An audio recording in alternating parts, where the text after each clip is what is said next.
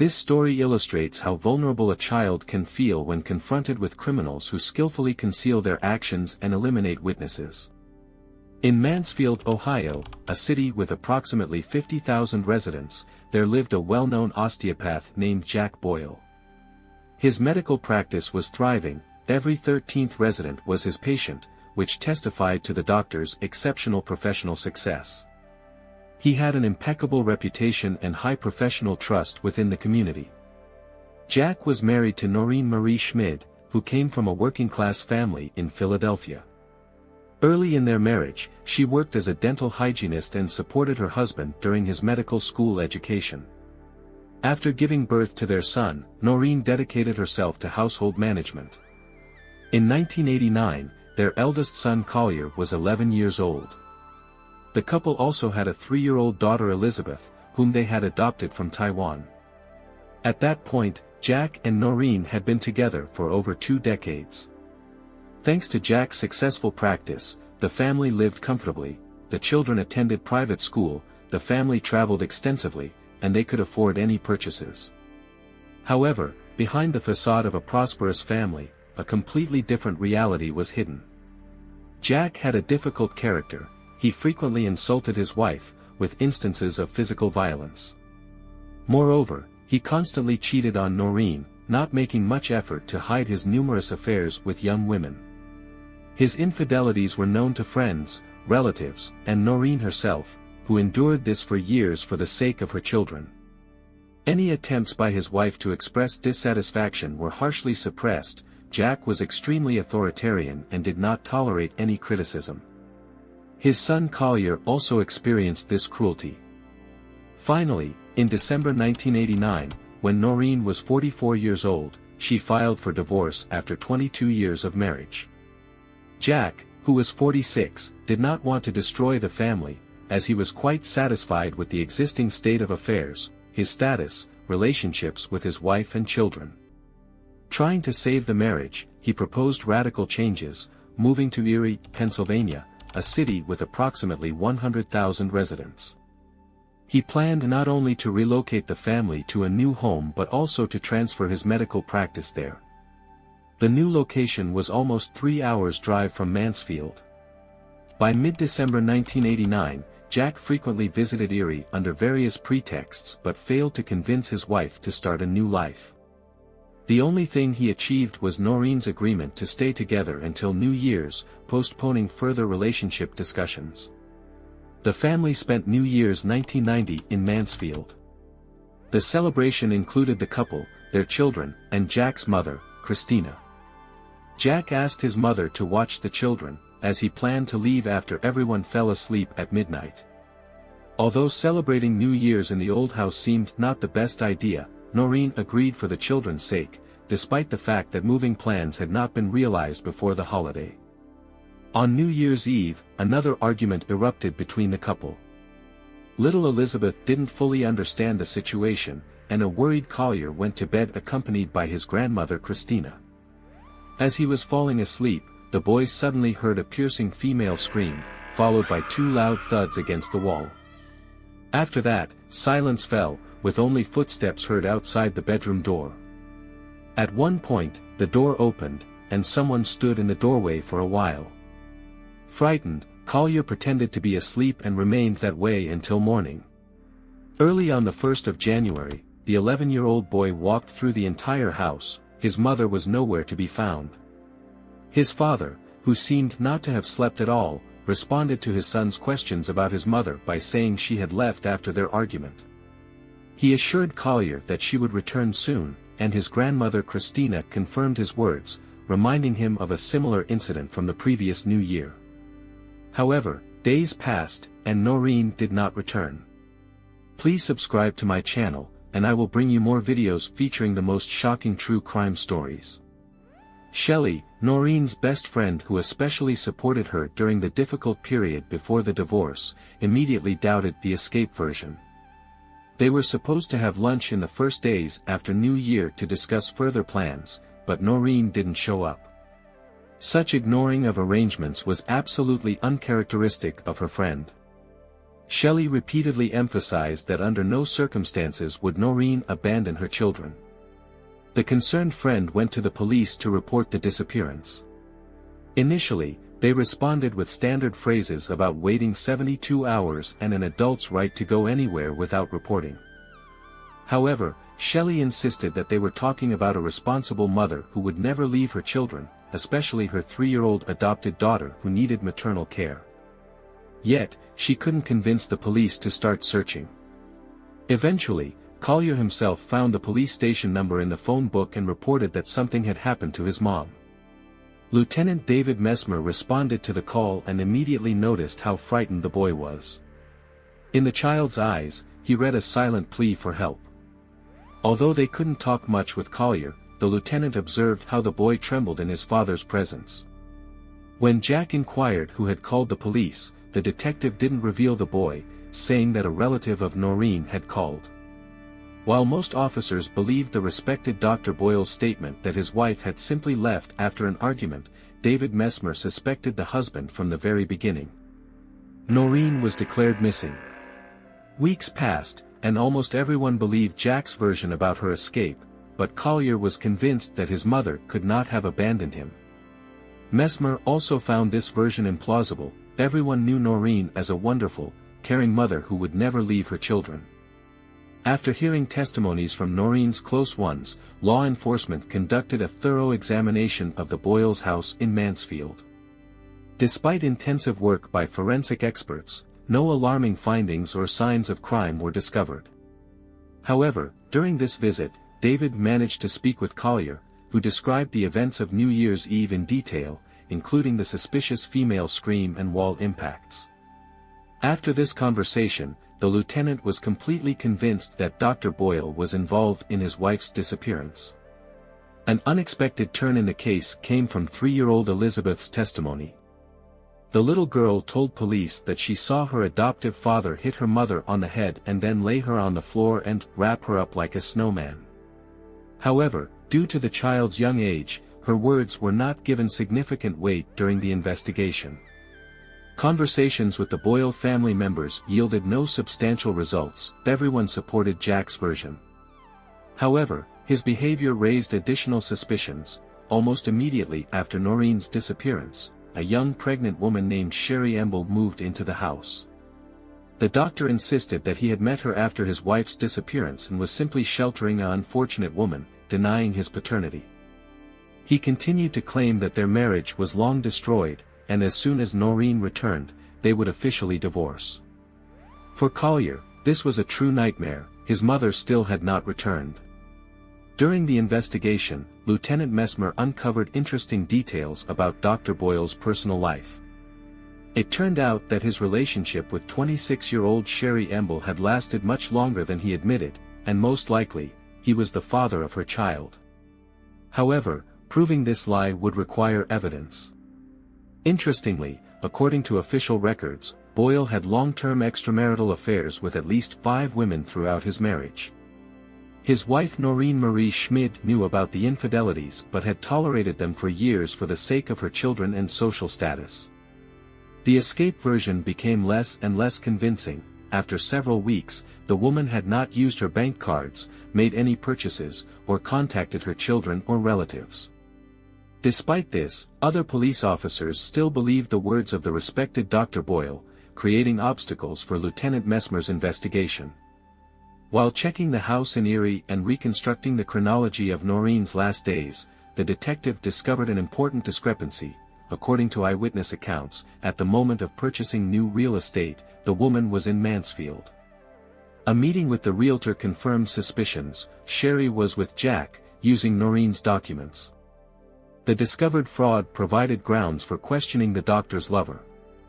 Sherry knew that Noreen had endured her husband's infidelities for years and claimed that she was the final straw that caused Noreen to leave the family. The girl insisted on Jack's innocence and assured that their relationship began after his wife's disappearance. An unexpected help to the investigation came from Collier, who was afraid to remain with his father, whom he believed to be a murderer. One day, while searching his father's glove compartment for evidence, the boy found a photo of Jack with Sherry, taken before New Year's in front of the new house in Erie. He managed to pass the photo to Detective Mesmer. However, when investigators tried to examine the house in Erie, Dr. Boyle refused access. There was insufficient evidence to obtain a warrant. Detective Mesmer was worried that increased official attention might provoke the potential murderer to eliminate witnesses, the most important of whom were the children. 2 weeks after Noreen's disappearance, other police officers also began to show more interest in the case. The prolonged absence of any signs of the woman's life looked too suspicious. Thanks to the discovered fraud in real estate purchase, detectives gained access to Jack's bank transactions.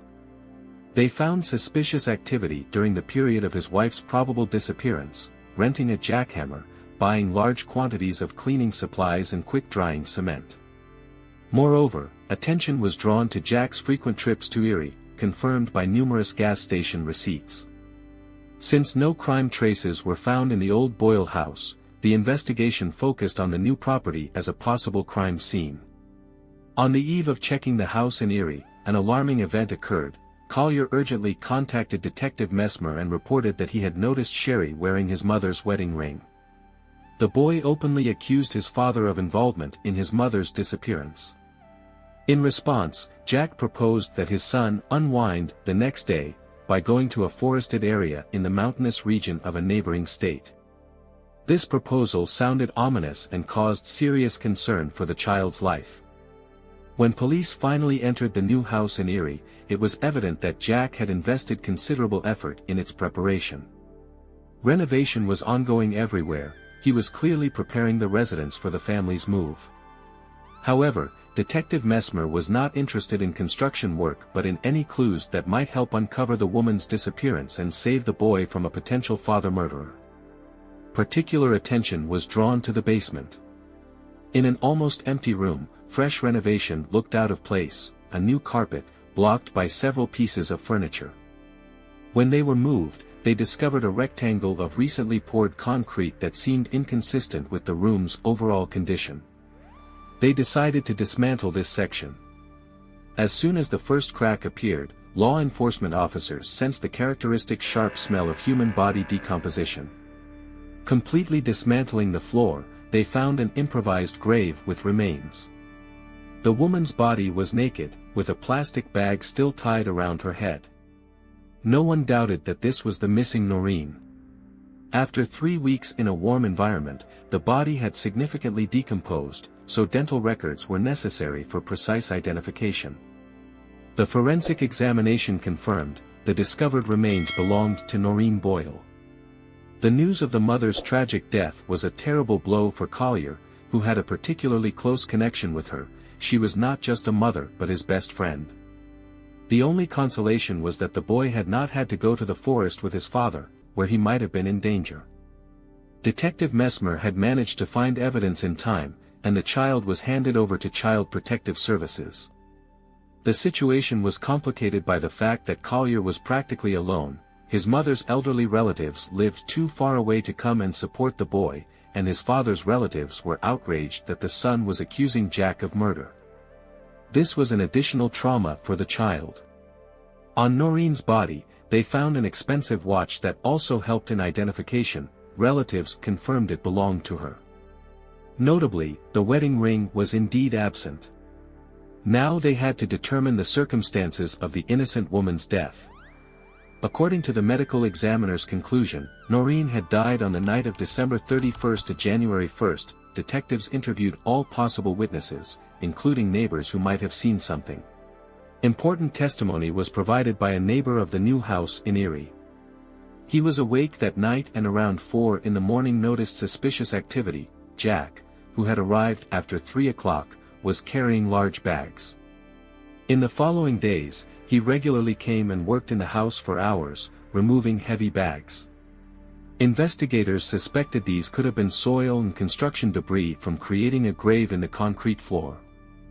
Investigators paid special attention to Collier's testimony regarding his mother's ring. Although it was difficult for an 11-year-old boy to remember jewelry precisely, there was a special story his mother had shared about it. That's why he immediately recognized it on Sherry's finger.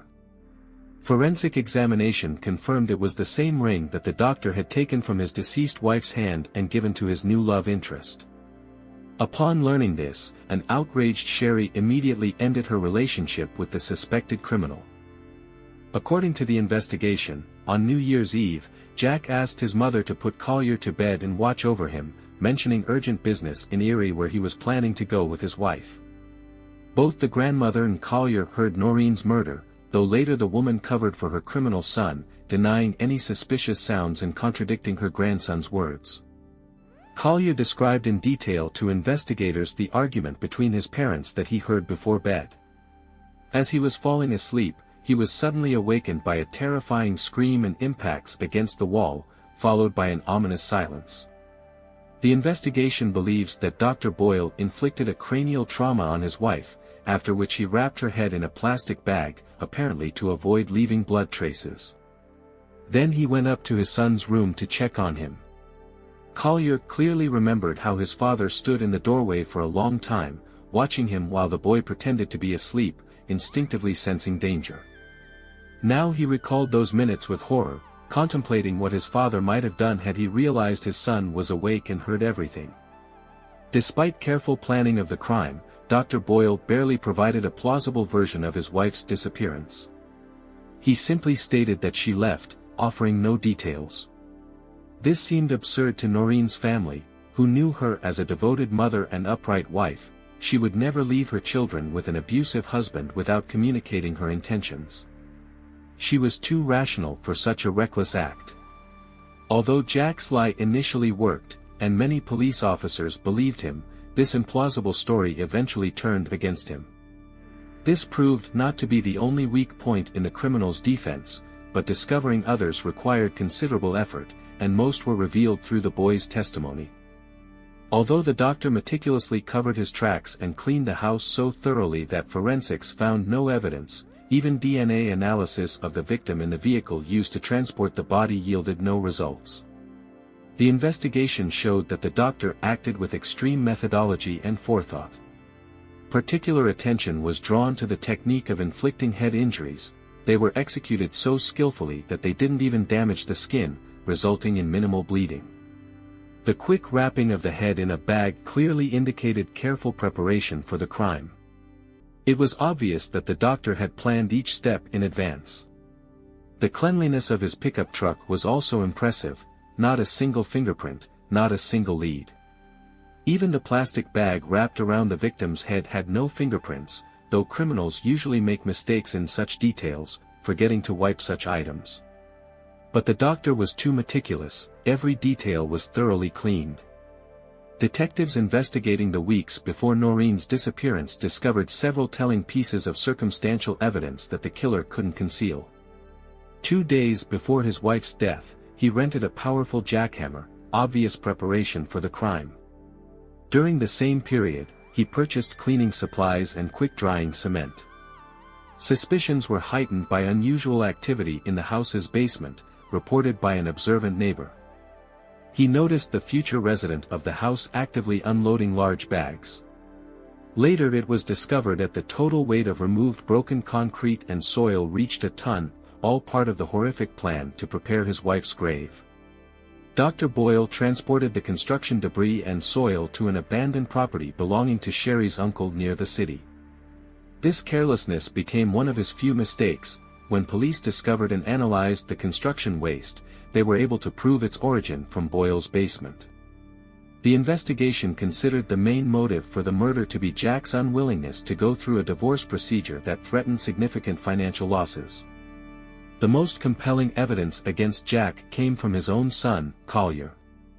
Despite being only 12 years old, the boy clearly understood the importance of his testimony against his father in court.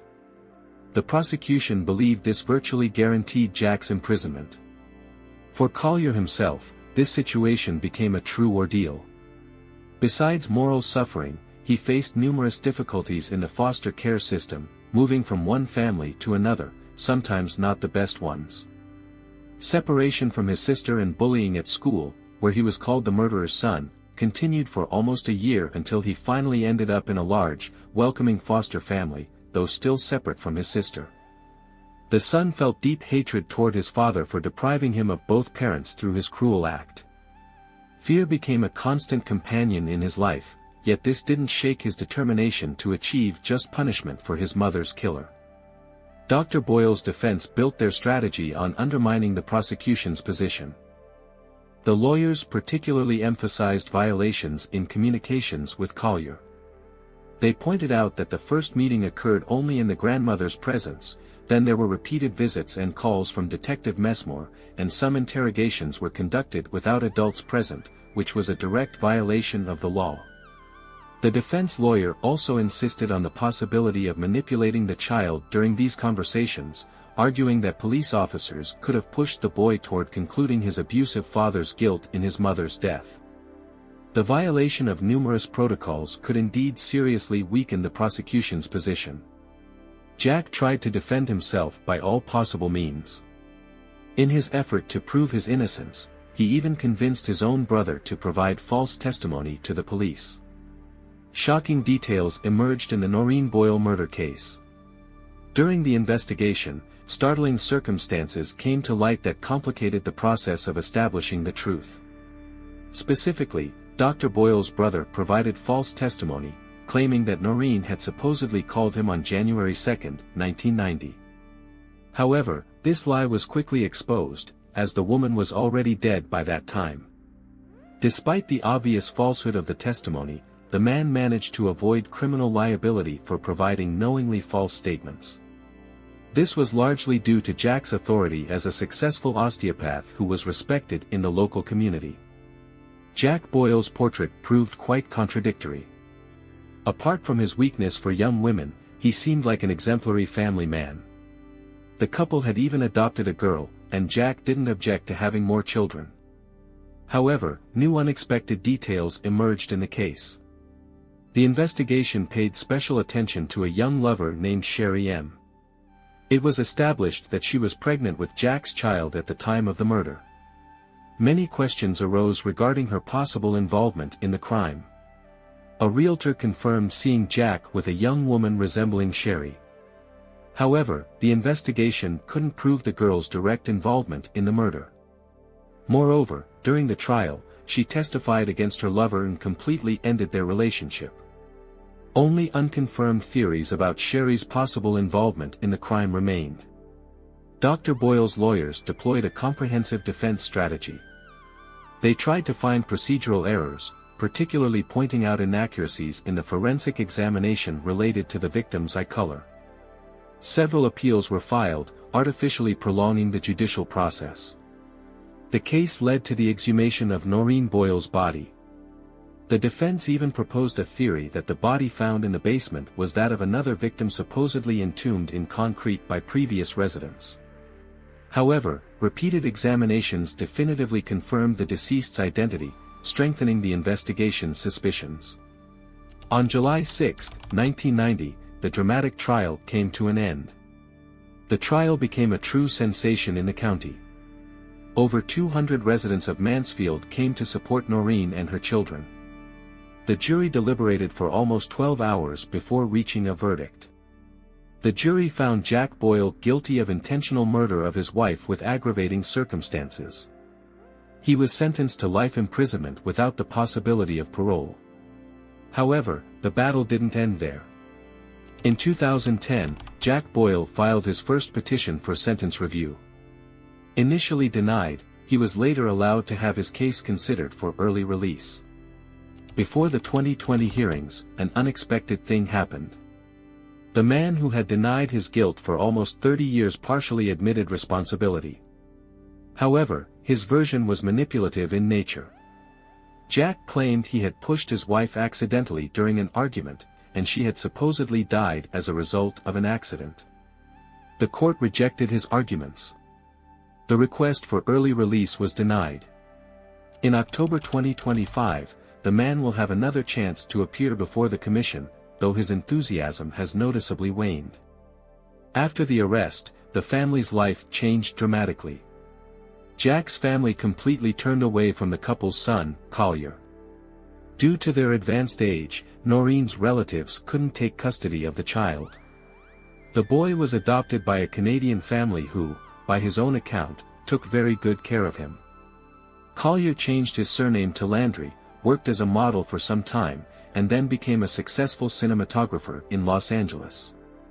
In 2018, he created a documentary about the tragic story of his mother's death and the fight for justice. The documentary, The Night My Mother Was Murdered, created by Jack Landry, Collier, received numerous prestigious awards at film festivals and drew public attention to the issue of domestic violence. During the film's preparation, Collier met with his father in prison almost 30 years after the sentencing. During the meeting, Jack told his version of events, claiming he killed his wife instinctively when she allegedly attacked him with a knife.